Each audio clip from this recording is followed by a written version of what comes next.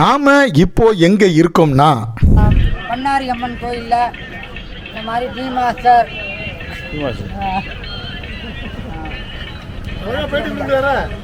பண்ணாரி நாம் இன்னைக்கு சத்தியமங்கலத்தில் உள்ள பண்ணாரி கோயில் பக்கத்தில் இருக்கிறோம். நாம் 2 ஸ்டேட் 3 டைகர் ரிசர்வ் ஒரு நேஷ்னல் பார்க்கு இதைத்தான் இந்த வீடியோவில் பார்க்க போகிறோம்.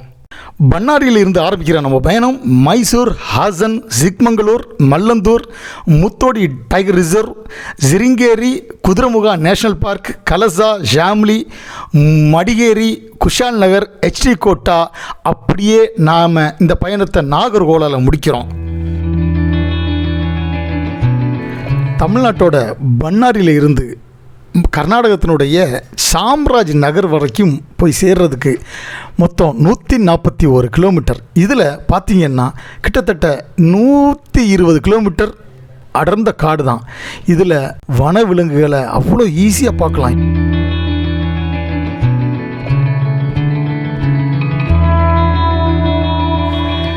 பண்ணாரி தாண்டி இந்த ஹாசன் ஒரு மலைப்பாதை ரொம்ப ஆபத்தானது.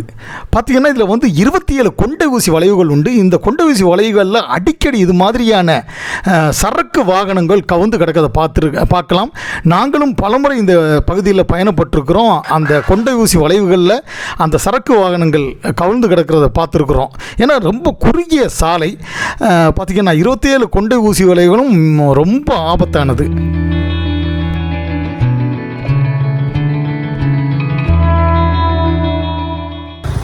இப்போ நம்ம திம்பம் பகுதியில் நிற்கிறோம். இங்கே பார்த்தீங்கன்னா ஒரே கூட்டமாக இருக்குது. என்னென்னு பார்த்தா இங்கே ஒரு யானை நிற்கிது பாருங்கள். யானை மெதுவாக புதருக்குள்ளேருந்து வெளியே வருது.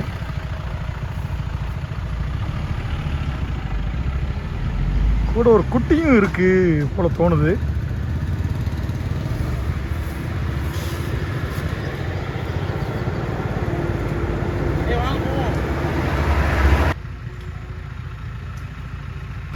பகல் நேரத்திலேயே இந்த பாதையில் சர்வ சாதாரணமாக வனவிலங்குகளை பார்க்கலாம் அப்படிங்கிறது தான் இதனுடைய சிறப்பு. ஹாய், ஹலோ, வணக்கம். நம்ம இது மல்லந்தூரில் இருக்கிறோம். மல்லந்தூர்னால் நம்ம கர்நாடகாவில் சிக்மங்களூர் பக்கத்தில் இருக்கக்கூடிய ஒரு அழகான ஷூட்டிங் ஸ்பாட். இது என்னென்னா மற்ற மழை காலங்களில் இந்த புல்வெளி ரொம்ப பச்சை பசேல்னு இருக்கும். இப்போ கொஞ்சம் ட்ரை அப்படிங்கிறதுனால இந்த புல்வெளிகள்லாம் காஞ்சி போச்சு. இங்கே நிறைய தமிழ் படம், தெலுங்கு படம், கன்னட படங்கள்லாம் ஷூட்டிங் நடந்திருக்குது. நிறைய பாட்டு சீனில் நீங்கள் இந்த ஏரியா பார்த்துருப்பீங்க.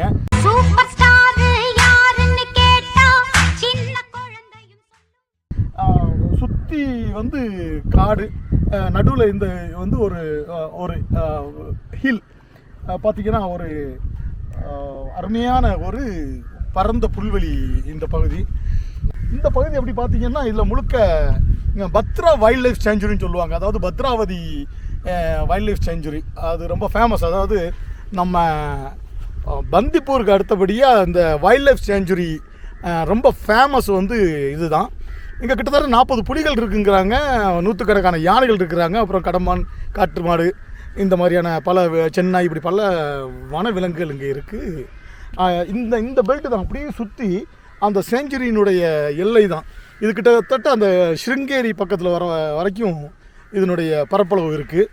ரொம்ப அருமையான ஒரு வைல்ட் லைஃப் சேஞ்சுரி. அதை ஒட்டி இருக்கக்கூடிய நிறைய வாட்டர் ஃபால்ஸு, அப்புறம் இந்த மாதிரியான வியூ பாயிண்ட்ஸு, ஷூட்டிங் ஸ்பாட்லாம் இந்த மாதிரி நிறைய இருக்குது. பெரிய அளவில் மக்கள் எக்ஸ்ப்ளோர் பண்ணாத இடம் அவங்க ரொம்ப கசகசான்னு இல்லாமல் இப்போ பார்த்திங்கன்னா நாங்கள் மட்டும்தான் வந்திருக்கோம். இது சாயங்கால நேரம், மாலை வேளையில் சாயங்கால நேரம் இங்கே ரொம்ப நல்லா இருக்கும்.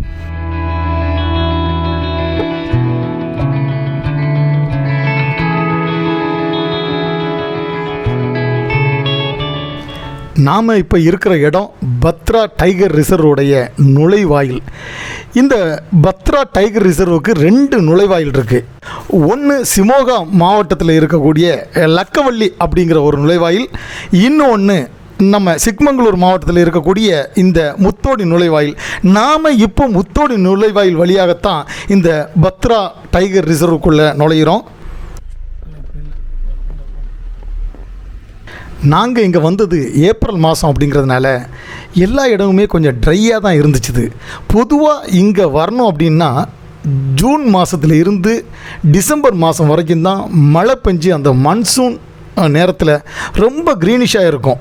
நாங்கள் தேர்வு செய்த மாதம் தவறு அப்படிங்கிறது எங்களுடைய பயணத்தில் தெரிஞ்சது. ஏன்னா பல பகுதிகள் கொஞ்சம் ட்ரையாகவே இருந்துச்சு. அதுவும் இந்த டைகர் ரிசர்வுக்கு வரும்போது ஆட்களே இல்லை. அந்த ஈவினிங் சஃபாரிக்கு நாங்கள் வந்து எவ்வளோ கெஞ்சி கேட்டு பார்த்தோம், அங்கே எங்களை அனுமதிக்கலை. காரணம் என்னென்னா போதிய ஆட்கள் இல்லாததுனால நாங்கள் வந்து இப்போது அந்த சஃபாரி வாகனங்களை இயக்க முடியாது அப்படின்ட்டு எங்கள்கிட்ட சொல்லிட்டாங்க.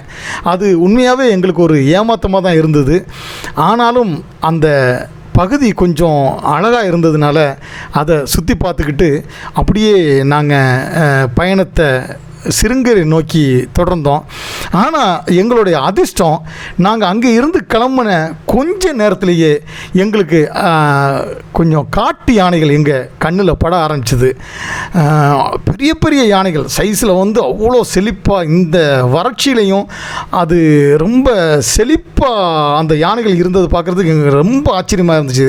ஏன்னா இந்த மாதிரியான கோடை காலங்களில் வந்து அந்த முதுமலை பண்டிப்பூரில் உள்ள யானைகள்லாம் ரொம்ப மெலிஞ்சு போய் இருக்கும்.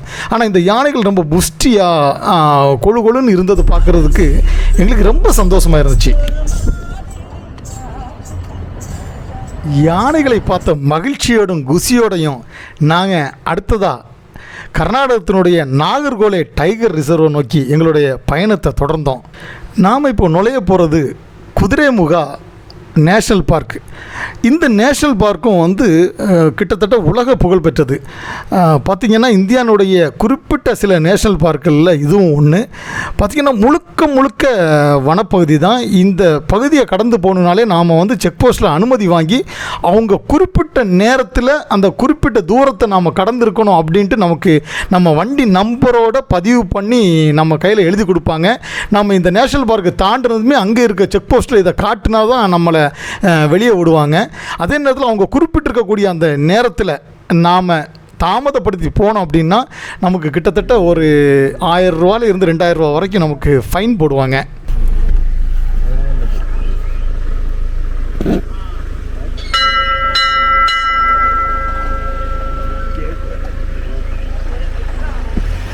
எங்களுடைய பயண திட்டம் என்னவாக இருந்துச்சுன்னா, நம்ம பத்ரா டைகர் ரிசர்வை தாண்டி சிருங்கேரி, குஷால் நகர் இப்படியான மிகவும் புகழ்பெற்ற கோயில் நகரங்களையும் பார்த்துக்கிட்டு அப்படியே நாகர்கோலை போய் சேரலாம் அப்படிங்கிற மாதிரி தான் எங்களுடைய திட்டத்தை வடிவமைச்சிருந்தோம். இந்த சிருங்கேரி, குஷால் நகர் இந்த கோயில்களை பற்றியான வீடியோ வந்து ஒரு தனி பகுதியாக நாங்கள் போட்டிருக்கோம். அதை நிச்சயம் மறக்காமல் பாருங்கள். அதுக்கு முன்னாடி நம்ம சேனலை சப்ஸ்கிரைப் பண்ணிடுங்க. பல தகவல்கள் அதில் அடங்கி இருக்கும். இந்த சிருங்கேரி கோயில் பார்த்திங்கன்னா மிக மிக பழமையான கோயில். இன்னும் வந்து கட்டடக்கலைக்கு எடுத்துக்காட்டான ஒரு கோயில் அது. இல்லை, இப்போ நம்ம எந்த ரூட்டு போகணும்? மங்களூர் ரூட்டா ஓர்நாடு ரூட்டா? மங்களூர் ரூட்டு போகக்கூடாது. நம்ம இப்போ மடிக்கேரி ஓர்நாடு, நம்ம ஓர்நாடு லெஃப்ட் போகணும். அதை தான் சொல்கிறேன். ஓர்நாடு போய் அது எங்கே மச்சான் போவோம்? சம்சி எடுத்தது கலசாலேருந்து உள்ளே தான் ஓர்நாடு. சரி, ஓர்நாடு போயிட்டு ஓர்நாடுலேருந்து முடிகிரி வழி கீழே இங்கே குடகு. குடகுவா? குடகு குஷால் நகர். அதே மாதிரி தான் குஷால் நகர் வந்து நாம் ஏதோ திபத்தில் இருக்கிறோமா அப்படிங்கிற மாதிரியான ஒரு தோற்றத்தை தரக்கூடிய ஒரு கோயில். என்னென்னா முழுக்க முழுக்க அங்கே புத்த பிக்ஷுகள் வாழ்ந்துட்டு இருக்காங்க. புத்த கோயில்கள் அங்கே பெரிய அளவில் அமைஞ்சிருக்குது. அந்த நகரமே ஏதோ நாம் ஒரு திபத்து மாதிரியான ஒரு நாட்டுக்குள்ளே இருக்கிற மாதிரியான ஒரு ஃபீலை தரும். ரொம்ப அருமையான பகுதி. இதையெல்லாம் தாண்டி தான் நாங்கள் வந்து நாகர்கோலை போய் சேர்ந்தோம். போகிற வழி பார்த்திங்கன்னா கலசா, சம்சி, முடிகேரி இப்படியான பல மலை நகரங்களை தாண்டி தான் நாம் போகணும். அந்த மலைப்பாதைகளிலே தான் பயணப்படணும். நாங்கள் கிட்டத்தட்ட தரையில் பயணப்பட்ட தூரத்தை விடவும் மலைப்பாதைகளில் பயணப்பட்ட தூரம் தான் அதிகம். அதுவும் இந்த காடுகளையும் மலைகளையும் மலை முகடுகளையும் கடந்து எங்களுடைய பயணம் வந்து ரொம்ப சிறப்பாக இருந்தது. இன்னொரு சின்ன ஆதங்கம் என்னென்னா, இந்த பகுதிகளை நாம் வந்து அந்த ஜூலை மாதத்துல இருந்து நம்ம டிசம்பர் மாதம் வரைக்கும் பயணப்பட்டிருந்தோன்னா அதனுடைய அந்த அழகே வேறு லெவலில் இருந்திருக்கும். ஆனால் நாங்கள் தேர்வு செய்த இந்த மாதம் தவறு அப்படிங்கிறதுனால கொஞ்சம் வெயிலாகவும் கொஞ்சம் ட்ரையாகவும் இருந்தது. ஆனாலும் அதையும் தாண்டி பச்சை பசேல் அப்படிங்கிற அந்த சூழல் வந்து கண்ணுக்கு ஒரு விருந்தாக தான் இருந்தது. ವಾಟರ್ ಫಾಲ್ಸ್ ಇದೆಯಾ? ವಾಟರ್ ಫಾಲ್ಸ್ ಬೆಳಿಗ್ಗೆ 10 ಗಂಟೆಯಿಂದ 10 ಗಂಟೆ ಓಪನ್ ಆಗಿದೆ. ಬೆಳಿಗ್ಗೆ 10 ಗಂಟೆ 10 ಗಂಟೆಯಿಂದ ಟೈಮ್ ಎಷ್ಟು ಟೈಮ್? 10 ಗಂಟೆಯಿಂದ 4 ಗಂಟೆ. 4 ಗಂಟೆಗೆ ಕ್ಲೋಸ್ಡ್. ಓಕೆ. ಎಲ್ಲಿ ಕೆಳಗಡೆ ಹೋಗ್ಬೇಕು, ಒಂದು 300 ಮೆಟ್ಲಿದೆ. 300 ಮೀಟರ್ ಬರುತ್ತೆ. ಓಕೆ ಓಕೆ ಗುರು, ಥ್ಯಾಂಕ್ಸ್.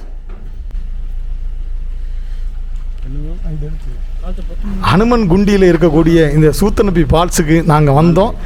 ஆனால் நாங்கள் வந்த நேரம் 5 மணி ஆகிடுச்சிது.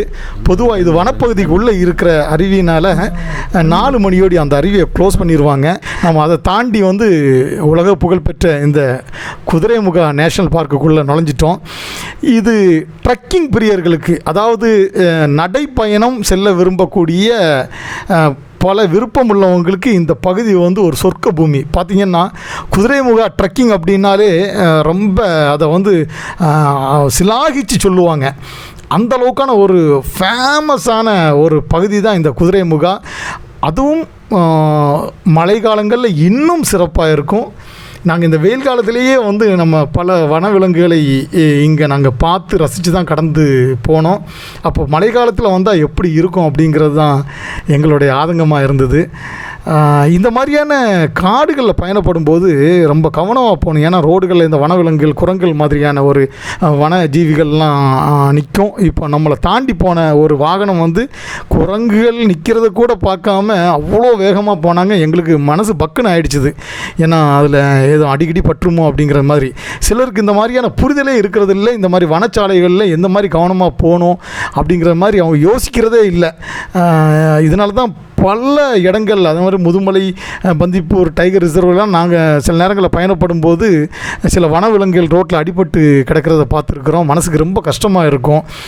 இது கண்டிப்பாக வனத்துறை இதுக்கு மிக கடுமையான நடவடிக்கைகள் எடுக்கணும். ஏன்னா அந்த வாகனம் போன வேகம் அப்படி இருந்துச்சுது. இப்போ நாம் இன்னொரு அருவிக்கு வந்திருக்கிறோம். இந்த அருவியும் வந்து மழை காலங்களில் வந்து இந்த பாறைகளே தெரியாத அளவுக்கு தண்ணி கொட்டுன்னு சொல்லுவாங்க. இப்போது வெயில் காலம் அப்படிங்கிறதுனால அதில் கொஞ்சமாக தான் தண்ணி வருது. இருந்தாலும் அந்த இடம் பார்க்குறதுக்கு ரொம்ப அழகாக இருந்துச்சு. நாங்கள் அந்த இடத்துல கொஞ்சம் வாகனத்தை நிறுத்தி ரசித்து பார்த்துட்டு தான் கிளம்பினோம்.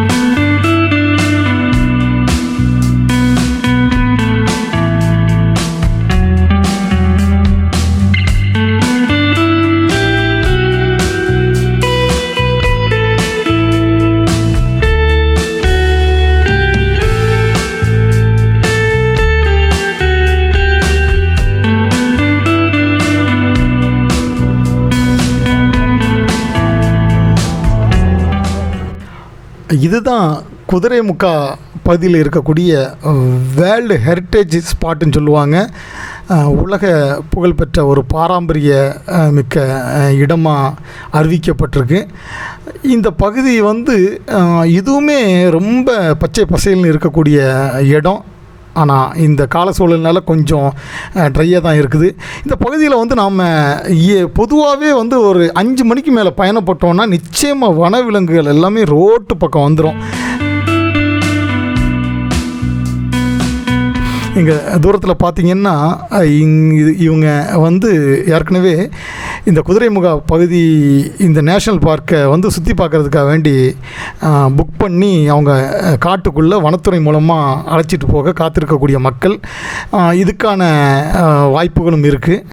இப்போ நாம் பாதுகாக்கப்பட்ட வனப்பகுதிகளை தாண்டி வன கிராமங்களுக்குள்ளே நுழைஞ்சிட்டோம். இங்கே தான் மறுபக்கத்தில் உள்ள அந்த சோதனை சாவடி இருக்குது. இங்கே தான் நாம் அந்த எழுதி கொடுக்கப்பட்ட அந்த சீட்டை கொடுத்துட்டு அவங்கள்ட்ட இருந்து அனுமதி வாங்கி தான் மேற்கொண்டு நாம் பயணப்படணும். நாங்கள் குறிப்பிட்ட நேரத்துக்குள்ளாடி வந்துட்டதுனால எங்களுக்கு எந்த ஒரு ஃபைனும் அவங்க போடலை. அப்படியே பக்கத்தில் இருக்கிற ஒரு டீ ஷாப்பில் உட்காந்து டீ சாப்பிட்லான்னு உட்காந்தோம். அங்கே ஒரு MBA படித்த பொண்ணு தான் அந்த கடையை நிர்வகிச்சிட்ருக்குது. அவங்க குடும்பம் நடத்திட்டுருக்கக்கூடிய கடை. அந்த புள்ள படித்து முடிச்சுட்டு இந்த கடையை இன்னைக்கு கவனிக்குது.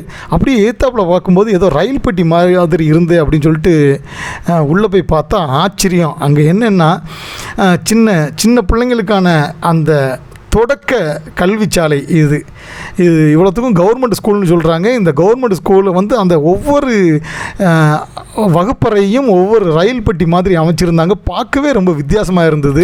நாம் இப்போ வந்திருக்கிற இடத்தோட பேர் சம்சி. நம்ம இவ்வளோ நேரமும் பயணப்படும் போது முழுக்க காஃபி தோட்டங்களை தாண்டி தான் வந்துட்டு இருந்தோம். பொதுவாகவே சிக்மங்களூரை காஃபிகளுடைய அரசி அப்படின்னு சொல்லுவாங்க, காஃபி தோட்டங்களுடைய அரசின்னு சொல்லுவாங்க. ஏன்னா அங்கே விளையிற காஃபி வந்து அவ்வளோ சுவையாகவும் ரொம்ப மணமாகவும் இருக்கும். அதனால தான் பொதுவாக அந்த உடுப்பி, அதுக்கு பக்கத்தில் தான் சிக்மங்களூர், உடுப்பி இந்த மாதிரியான பகுதியெல்லாம் அடுத்தடுத்து இருக்கக்கூடிய இடம்னால சிக்மங்களூரில் விளையக்கூடிய இந்த காஃபி தான் இன்றைக்கி இந்தியா முழுக்க வந்து ரொம்ப பரவலாக கிடைக்கிது. இன்னொன்று என்னென்னா ரொம்ப புகழ்பெற்றதும் கூட. நாம் அதை தாண்டி இந்த இடத்துக்கு வரும்போது பார்த்தா முழுக்க தேயிலை தோட்டங்களாக இருக்குது. காரணம் என்னென்னா இது இன்னும் உயரமான பகுதி, இங்கே கொஞ்சம் குளிர் பிரதேசம் இது. இந்த தேயிலை தோட்டங்களுக்கு நடுவில் இருக்கக்கூடிய இந்த விநாயகர் கோயில் இந்த பகுதியில் ரொம்ப பிரபலமானது, பிரசித்தி பெற்ற கோயில். இந்த கோயிலையும் ஒரு ரவுண்டு பார்த்துட்டு வரலாம் அப்படின்னு சொல்லிட்டு உள்ள படியேறி போனோம்.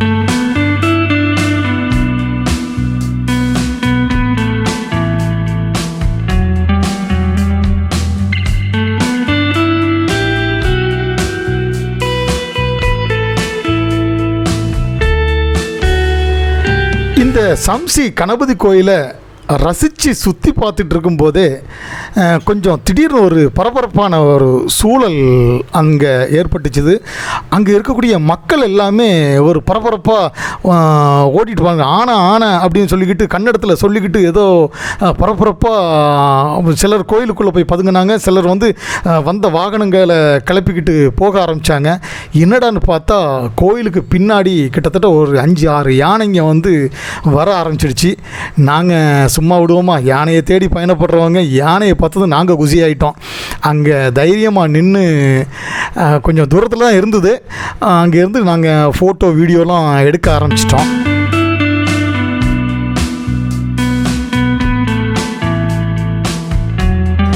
முத்தோடியிலையும் சரி, இந்த சம்சி தேயிலை தோட்டத்தினுடைய பகுதியிலையும் சரி, நாங்கள் எதிர்பார்க்காம பார்த்த இந்த யானை கூட்டங்கள் எங்களுடைய அதிர்ஷ்டம்னே நினைக்கிறோம். நாங்கள் ரொம்ப ரசித்து பார்த்தோம். எதிர்பார்க்காம கிடைக்கிற இந்த காட்சிகள் வந்து மனசுக்கு ரொம்ப பிடிச்சிருந்தது. நாங்கள் இப்போ வந்து நாகர்கோவில் டைகர் ரிசர்வுக்குள்ளே வந்துட்டோம். இந்த நாகர்கோவில் டைகர் ரிசர்வ் குறித்து நாங்கள் வந்து ஒரு வீடியோ, மிகப்பெரிய ஒரு வீடியோ போட்டிருக்கோம். நாங்கள் உள்ளே நுழைஞ்சதுமே எங்களுக்கு வந்து அங்கேயும் யானைகள் எங்களுக்கு தரிசனம் கொடுத்தது. இதை மறக்கவே முடியாது. ஒரு குட்டியோடி அந்த யானை அங்கே நின்ன காட்சி, ரொம்ப அமைதியான யானை. நாங்கள் ரொம்ப நேரம் நின்று அந்த யானையினுடைய அந்த அசைவுகளை கவனிச்சிட்டு இருந்தோம்.